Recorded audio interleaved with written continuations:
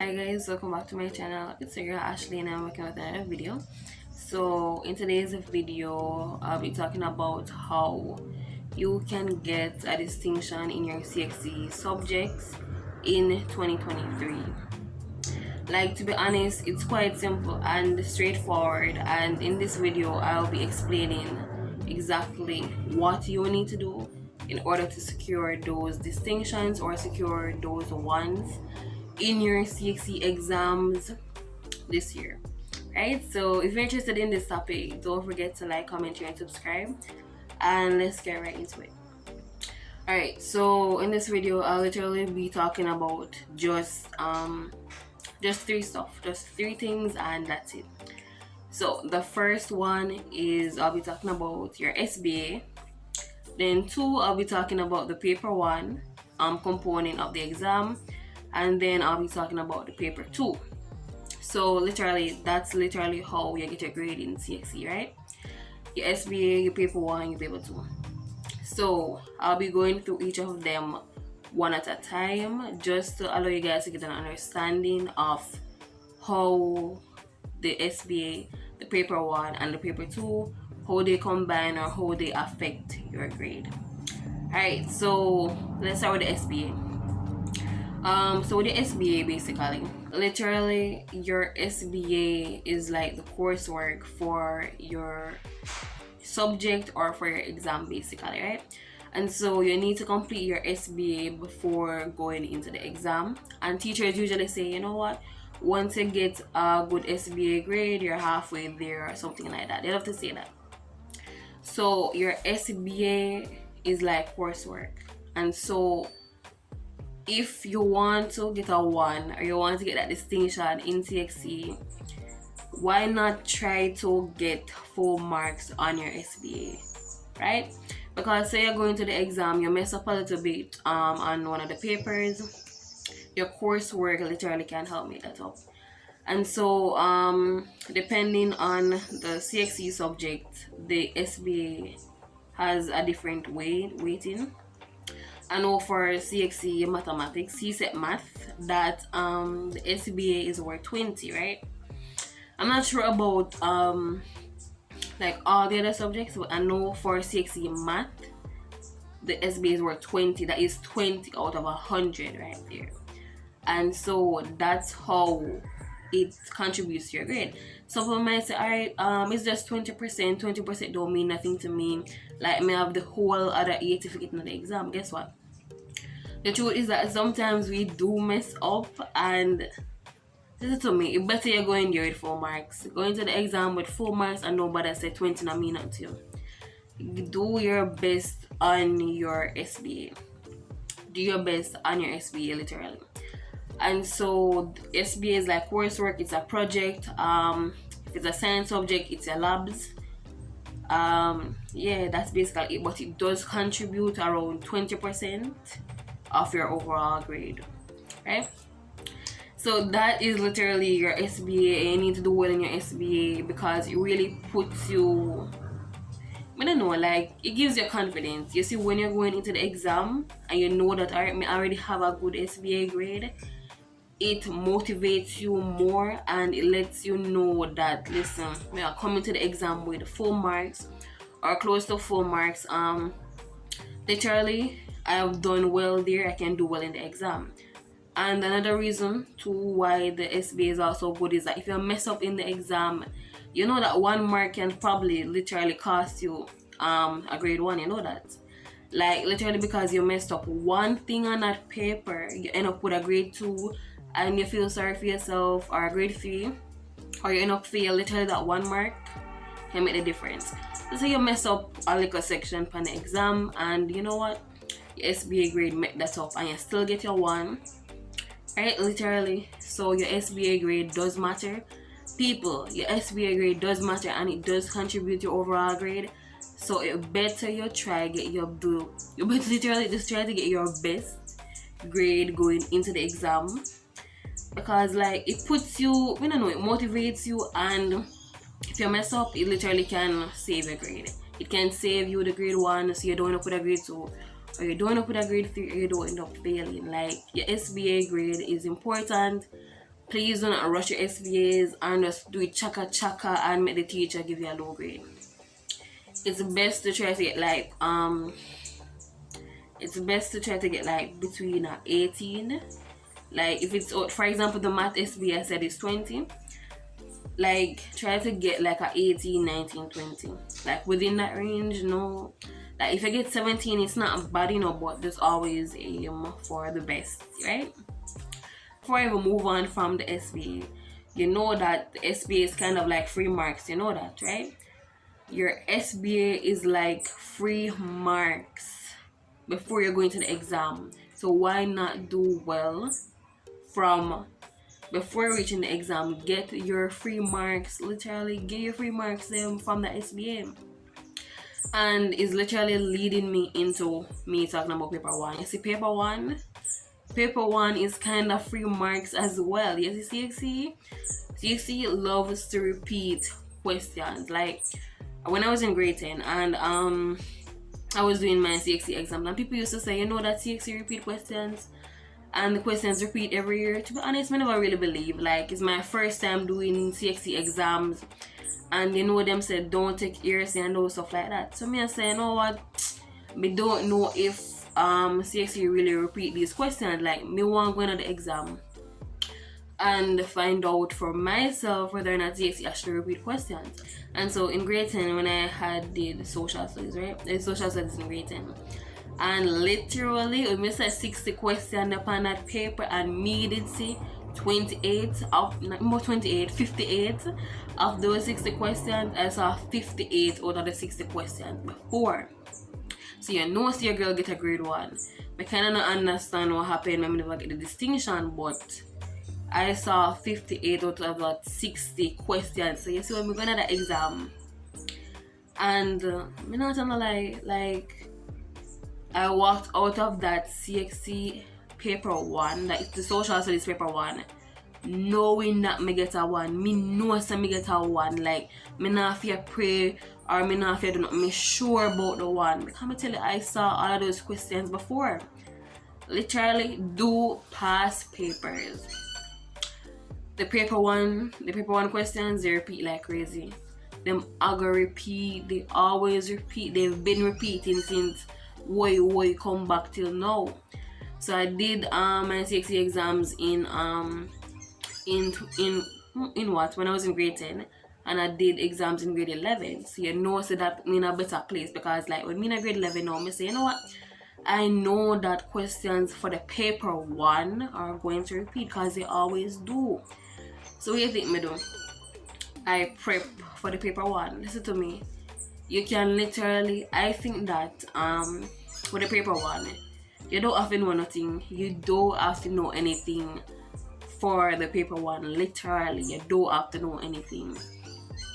Like, literally, if you do past papers, like, I would say, like when I was doing social studies, I did past papers. I did social studies in 2020.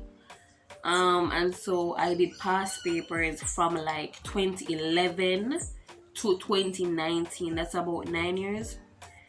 Yeah, it's about 9 years of past papers for that subject. So that literally, people, past papers, do your past papers, get your past papers, and you know you're done. Get some. That paper 1 should be a free marks paper. You know, if you go into the paper 1 and stress out yourself, none of that. It's not for the paper 1. Don't go into the paper 1 and stress out yourself.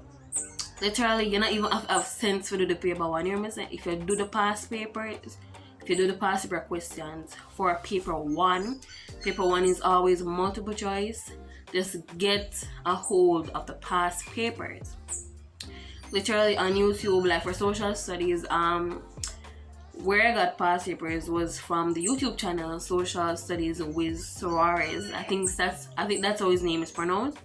But I literally watch his videos from 2011 past papers, like past papers, paper 1s from 2011, coming straight back to 2019, and I did exams in 2020. But tell you, so I'm going to the exam, miss 58 out of the 60 questions before. Like, me not gonna lie, me did set up good for that exam. And that's why I say for the paper 1, you don't even have to have sense just get a hold of the paper 1 past papers. Once you get a hold of them for social studies, for mathematics, for whatever, which one now, HSB, totally find the paper ones, find them, and not just find them, make sure you say the right answer as well. Like literally get a hold of them and get a hold of the correct answer. So don't just get one bag of past papers and have them. Make sure say you know what the correct answer is to the questions, because you just getting the past papers and what that's like, get the answers. Or as I said, for me when I was in my exams, well, I did print social studies past papers, right? But not a lot. I mainly watched YouTube. I mainly watched the teachers going through the answers. Like the answers are what are important. Like for the paper one, in a sense, the questions are not as important as the answers. Like literally, I look on a question and it's like the answer, like the correct answer just a jump out to me. I mean, no, this is the correct answer. Do not do not be like some people and just memorize the letters. Now you'll get yourself in a problem if you memorize the letters. So memorize the answers, because I think one exam past, one paper one that I did, CSEC shuffled the answers. They shuffled them, but guess what? Me didn't know what the correct answer was. Like for example, the answer on the past report that I saw was A, right? Like A for dog. But on that particular paper, the dog reached a D. So it's like them want to mess up my head. But guess what? Me didn't know that the correct answer was dog. So even though you move dog, me still know see a dog at the answer. Like CSE will usually try that, but don't worry, just focus on the answers for the paper 1. Ensure you know the correct answers for the paper 1. So take advantage of the SB and take advantage of the paper 1. Literally do your past papers, get the past papers if you want to get that grade 1 and you want to get that distinction. Get a hold of them, no excuses. Okay, all right, now the last thing that I want to talk about is the paper 2s. So the paper 2 is the written paper. There's no multiple choice, it's all written, and it's also worth the most marks, right? My advice to you is to study for that paper 2. Like the only way you're going to pass the paper 2 is just ensure that you know the content of the syllabus, at least a comprehensive grasp of it. Like you can get away with your SB, you can get away with the paper 1, but with the paper 2, I would advise you guys to actually study for the paper 2. Like study for the paper 2, please. Like study for the paper 2. Ensure that you know something, because you will have to write on the paper 2 and you can't go into the exam and write nothing on the paper 2. Please study, get a textbook, watch videos, just get an understanding of the subject or of the topics. Like even if it's a brief understanding over each topic, at least that going to the exam. Like do not go in the exam and not know anything, because you're gonna end up with the paper blank, and it's also the paper that is worth the most marks. Guys, please don't do that. Please study for your paper 2. Please study for your paper 2. Like there's no real hack. I don't have any hack to the paper 2. Like it's either you know something to write on the paper or you don't. Like literally, the paper 2s do not repeat like how the paper 1s repeat, and so that is why you can do paper 2s as for like practice, because the questions are usually in the same format, right? Like the questions may usually are in the same format, but like for example for mathematics, if they usually give a table, like for mathematics, if they usually give a table, like the table will come back, but the values will be different. So what you can do is actually do paper 2 past papers for practice, but don't really hold your breath and expect to go back in the exam and see about the exact question. I get what I'm saying? Don't hold your breath, say you're gonna see about the exact same question on the paper 2, because the chances of that are slim, not impossible, but it's very slim. So please ensure that you study for your paper 2 exam, guys. Ensure that you know something. You can do past paper tools for practice, just to get an understanding. Make sure you can explain. You can also time yourself before the exam. Like for example, if the exam is going to be 2 hours, then you can do a proctored test for yourself, 2 hours. Time yourself and see if you can finish within that time. Yeah, do your past papers. Make sure it's your SBA good. It's free marks. It's free marks. Do your SBA good, people, and submit a good SBA that is worthy of a good grade. Because some people really just patch up something together and give the teacher, and like, don't do that. Please ensure that you submit a good SBA. Ensure that you do your paper 1 past papers. Ensure that you get some practice on the paper 2s. Ensure that you study for the paper 2s. You cannot get past studying with the paper 2, literally. And literally the SBA, the paper 1 and the paper 2, all of those, all 3 of them are what gives you a grade. So better you're going to the exam with a good SBA grade, free marks that. If you do the paper 1 past papers, free marks for paper 1 too. So imagine you have a good SBA and you know you mash up the paper 1 exam. It's just the paper 2 you have to try, try to do a little studying and patch up something together and, just go through with the paper 2. Like, that's literally it though, guys. But please try to do those past papers for paper 1. Easy marks, SBA.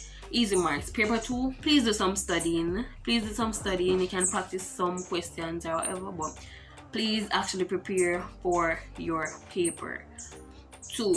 Right? Paper 1 accounts for the smaller amount of the grade, the smaller portion of the test grade, and the paper 2 accounts for the larger portion of the test grade, right? Just remember that. But anyway, guys, the SBA paper 1, paper 2, those are what give you your grade, guys. I hope that you do well in your exams this year. Go after that distinction. And literally, by the way, in order to get a distinction, you need to get an all A profile. All A profile. You know that, right? And it would mean you getting a full marks SBA, full marks on the paper 2 and full marks on the paper 1. You get that, guys, if you want a distinction. So just do your best, work hard, make sure you study for your paper 2, make sure you put in a good SBA, and ensure that your paper 1, for the paper 1, you practice some questions, right? Or you watch some videos and make sure you get the correct answer. Please get the correct answer. But that's literally it, guys. I wish you all the best in your upcoming CSEC exams, guys. And that's the end of today's video. Don't forget to like, comment, share, and subscribe. And that's it.